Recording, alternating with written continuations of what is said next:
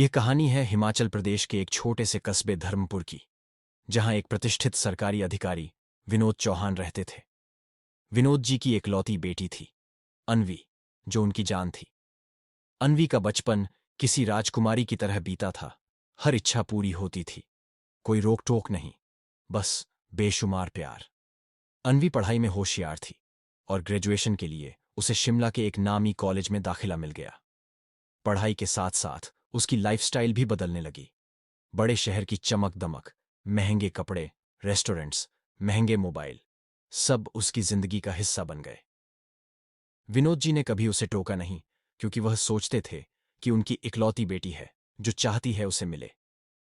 Graduation के बाद विनोद जी को लगा कि अब अन्वी की शादी कर देनी चाहिए। जब उन्होंने अपनी बात रखी तो अन्वी ने कहा, पापा, मैं अभी शादी नहीं करना चाहती, मुझे आगे पढ़ना है, कुछ बनना है। विनोद बोले, बेटा, पढ़ाई तो तेरी जारी रहेगी, लेकिन अगर एक अच्छा जीवन साथी मिल जाए जो तुझे समझे और सपनों में साथ दे, तो क्या बुरा है। बहुत सोचने के बाद अन्वी मान गई। तब विनोद जी ने पास के ही कस्बे सोलन में एक अच्छा रिश्ता देखा। लड़के का नाम था रुद्र, एक नेक दिल इंसान था। वह अपने परिवार के इकलौते बेटे थे। रुद्र एक मध्यम वर्गीय परिवार से ताल्लुक रखता था। उसके पिता एक सरकारी कर्मचारी थे और जीवन हमेशा सीमित संसाधनों में संयम के साथ जिया गया था। रुद्र पढ़ाई में तेज था, उसका सपना डॉक्टर बनने का था और इसी सपने के लिए वह दिन रात मेहनत करता रहता था। रुद्र का जीवन सादा था, बिना किसी खास शौक के, बस पढ़ाई और परिवार। उधर अन्वी एक अलग दुनिया से आई थी। वह एक खुले ख्यालों वाली, आत्मनिर्भर और आत्मविश्वासी लड़की थी। उसके माता पिता ने उसे बड़े लाड़ प्यार से पाला था। उसे अच्छे होटल में जाना, फैशनेबल कपड़े पहनना, महंगे मोबाइल चलाना और स्टाइलिश जीवन जीना पसंद था। शादी के बाद जब अन्वी रुद्र के घर आई, तो शुरू में सब कुछ नया और अलग था, लेकिन जल्द ही दोनों की दुनिया टकराने लगी। रुद्र के माता पिता को अन्वी का रहन सहन खटकने लगा। वे कहते, अन्वी, अब तुम इस घर की बहू हो।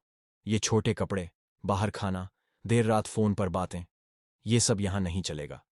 हम किसान हैं, साधारण लोग हैं, हमारे पास इतना नहीं कि तुम्हारे सारे शौक पूरे कर सकें। अन्वी को यह सब बहुत बुरा लगता। वह कहती, अगर आप मुझे इस घर में चाहते हैं तो मेरी इच्छाओं का भी सम्मान करना होगा। मैंने हमेशा खुली हवा में सांस ली है, अपने फैसले खुद लिए हैं। रुद्र के पिता ने एक दिन अन्वी के पिताजी विनोद जी से बात की। उन्होंने कहा, आपकी बेटी यहां किसी की नहीं सुनती, उसके शौक हम नहीं निभा सकते। विनोद जी ने भी साफ कहा, हमारी बेटी लाड़ प्यार में बड़ी हुई है, अगर आपने उससे शादी की है तो उसका ध्यान भी रखना होगा। इस तरह रिश्ते धीरे धीरे तनावपूर्ण होते गए। हमारे घर में भी कुछ ऐसा ही माहौल था। अन्वी को यह बात बिल्कुल भी स्वीकार नहीं थी कि हम दोनों, रुद्र और अन्वी, साधारण जीवन जीते हुए साथ रहें। उसे ऊंचे ऊंचे शौक थे, महंगे कपड़े, बड़ी गाड़ियां, लग्जरी लाइफस्टाइल। वह हमेशा कहती, हमारी जिंदगी इन छोटे लोगों के बीच नहीं गुजर सकती। रुद्र चुपचाप सब कुछ सहता रहा, क्योंकि वो उसे टूटते हुए नहीं देख सकता था। कुछ महीनों बाद अन्वी गर्भवती हो गई, लेकिन इस खबर ने रिश्ते में मिठास लाने के बजाय और दूरी बढ़ा दी। उसने अपने पिता से साफ कह दिया, पापा, मैं इस घर में नहीं रह सकती, ये लोग मेरी जिंदगी की उड़ान को रोकते हैं। उसके पिता विनोद चौहान आए और अन्वी को अपने साथ ले गए। उन्होंने उसे समझाया, बेटी, कुछ वक्त लग सकता है, लेकिन जब लोगों को तुम्हारी आदत हो जाएगी तब सब ठीक हो जाएगा। अन्वी अपने मायके में रहने लगी, लेकिन उसके शौक और आदतें वैसी की वैसी रहीं। वो अक्सर लड़कों के साथ बाहर जाती, होटलों में रुकती, महंगे रेस्टोरेंट में खाना खाती और बेफिक्र होकर जिंदगी जीती रही, जैसे उसे किसी रिश्ते की कोई परवाह नहीं थी। वहीं दूसरी ओर रुद्र शांत, सहनशील और पूरी लगन से अपने डॉक्टर बनने के सपने को जी रहा था। उसने दिन रात एक कर दिए, ना कोई शिकायत, ना कोई उलाहना, बस मेहनत और समर्पण। 6 महीने बाद अन्वी ने कोर्ट में तलाक के पेपर डाल दिए और आखिरकार रुद्र और अन्वी का रिश्ता खत्म हो गया।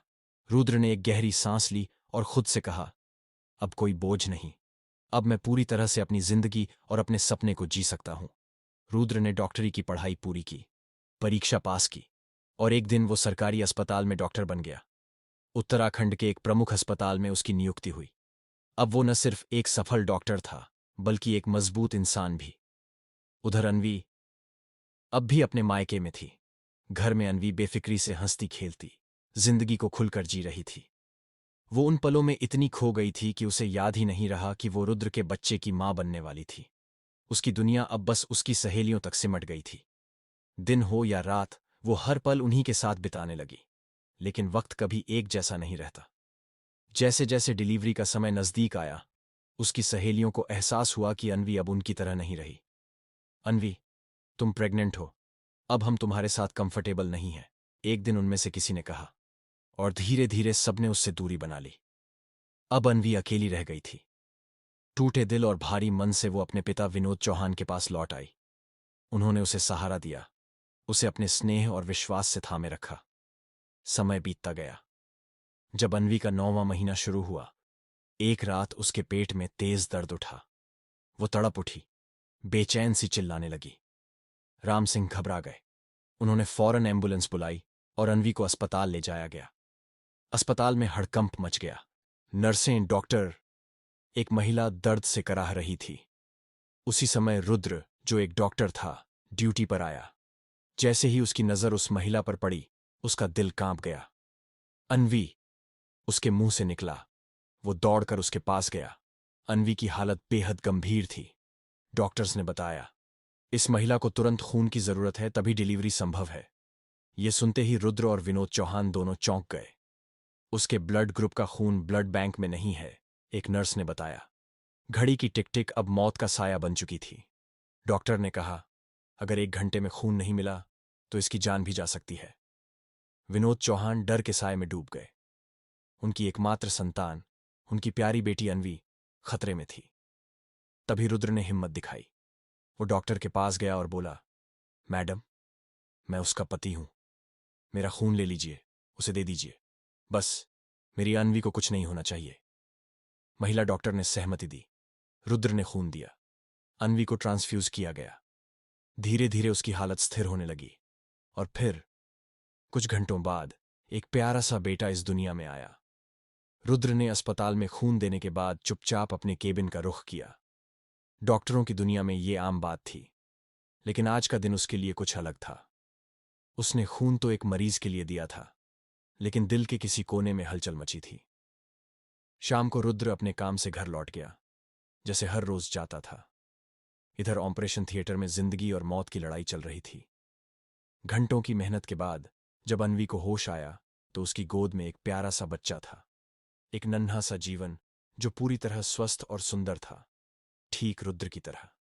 महिला डॉक्टर मुस्कुराई, बधाई हो, एक प्यारा सा बेटा हुआ है। अनवी की आंखों में आंसू आ गए।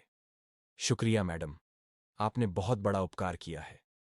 आपने न सिर्फ मेरी जान बचाई, बल्कि मेरे बच्चे को भी इस दुनिया में सुरक्षित लाया। डॉक्टर ने सिर हिलाया। हमें शुक्रिया मत कहो, असली धन्यवाद तो उस डॉक्टर को दो जिसने बिना बुलाए तुम्हारे लिए खून की व्यवस्था की। अगर समय पर खून न मिलता तो शायद। अनवी की आवाज कांप उठी। वो डॉक्टर कौन है? मैं उससे मिलना चाहती हूं। थोड़ी ही देर में रुद्र को बुलाया गया। जब अनवी की नजर उस पर पड़ी तो उसकी दुनिया जैसे थम गई। उसकी आंखें फटी की फटी रह गईं। पसीना माथे पर आ गया और शर्म से सिर झुक गया। ये तो मेरा तलाकशुदा पति है, रुद्र। उसकी आवाज कांप रही थी। उसने मेरी जान बचाई और मैंने उसके साथ क्या क्या नहीं किया। उसे ताने दिए, उसे गरीब कहा, भूखा नंगा समझा, कभी उसकी कद्र नहीं की। और आज वही मेरी जिंदगी का सबसे बड़ा सहारा बन गया। वो रोने लगी, हाथ जोड़ने लगी, पैरों पर गिर पड़ी। रुद्र ने झुककर उसे उठाया और शांत स्वर में कहा, देखो, तुम्हें ऐसा करने की जरूरत नहीं है। तुमने जैसा बर्ताव किया वो तुम्हारे संस्कारों के अनुसार था। गलती तुम्हारी नहीं, उन लोगों की है जिन्होंने तुम्हें ये सोच दी। मैंने तुम्हें कभी दोष नहीं दिया, न ही अब दूंगा। अब तुम्हारा बच्चा सुरक्षित है और तुम भी धीरे धीरे स्वस्थ हो जाओगी। यही मेरे लिए काफी है। अनवी फूट फूट कर रोने लगी। अब मैं इस बच्चे को लेकर कहां जाऊंगी? मेरी दुनिया उजड़ चुकी है। क्या आप मुझे माफ कर सकते हैं? क्या आप मुझे अपने घर ले चलेंगे? रुद्र ने एक गहरी सांस ली और बोला, मैं वही भूखा नंगा इंसान हूं जिसे तुमने एक दिन छोड़ दिया था। मैं तुम्हें अपने घर कैसे ले जा सकता हूं? और जहां तक तुम्हारे रहने का सवाल है, मैं तुम्हें ऐसे मॉडल में नहीं रख पाऊंगा। मैं शर्ट और कपड़े नहीं पहन पाऊंगा, और मैं तुम्हें हाई एंड रेस्टोरेंट और होटलों में खाना नहीं खिला पाऊंगा। इसीलिए तुम मेरे साथ नहीं रह सकती। अब वह बहुत शर्मिंदा है। और अन्वी के पिता विनोद चौहान भी आते हैं। वह कहते हैं, वह भी हाथ जोड़ने लगते हैं। वह कहते हैं, बेटा, हमसे भी गलती हुई, हमारी बेटी से भी गलती हुई। अब यह एक बच्ची है। तुम्हें इस बच्चे की खातिर मेरी बेटी को स्वीकार करना चाहिए। यह तुम्हारी है। रुद्र के माँ पापा भी हॉस्पिटल आ गए थे। उन्होंने ने विनोद जी की सारी बातें सुनी। उन्होंने ने अपने समधी जी को भी 2 बातें सुनाई। अपने बहू अन्वी को भी समझाया। उसने एक नज़र उस मासूम बच्चे पर डाली जो उसकी ओर मासूमियत से देख रहा था। फिर उसने अन्वी की ओर देखा। उसकी आंखों में पश्चाताप था, दर्द था और उम्मीद भी। रुद्र अपने माता पिता की बातों को सुनकर शांत हो गया। तभी रुद्र ने धीरे से बोला, चलो, घर चलो। अब हम सब मिलकर एक नया जीवन शुरू करेंगे। अन्वी की आंखों से आंसू बह निकले। वो कुछ बोल नहीं पाई, बस सिर झुका लिया। रुद्र ने बच्चे को अपनी गोद में उठा लिया। उस नन्हे से चेहरे को देखकर उसके दिल में एक अजीब सी गर्मी दौड़ गई।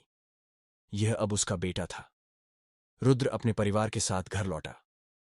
मां ने दरवाजे पर आरती उतारी। पिता ने बच्चे को गोद में लिया और बोले, ये हमारे कुल का चिराग है। इसे अच्छे संस्कार मिलेंगे और ढेर सारा प्यार भी। घर में एक बार फिर खुशियां लौट आईं। रुद्र और अन्वी ने मिलकर अपने रिश्ते को फिर से संवारना शुरू किया। रुद्र ने न केवल अपनी पत्नी को माफ किया, बल्कि उसे समझने की कोशिश की। और अन्वी ने भी हर दिन यह साबित किया कि वो अब एक अच्छी पत्नी और मां बनने के लिए पूरी तरह समर्पित है। दोस्तों, इस कहानी से हमें यह समझना चाहिए कि पैसा कभी रिश्तों की गारंटी नहीं होता। मुश्किल समय में जो साथ निभाए, वही असली अपना होता है। रिश्ते में सम्मान, समझदारी और सच्चा साथ सबसे जरूरी होता है।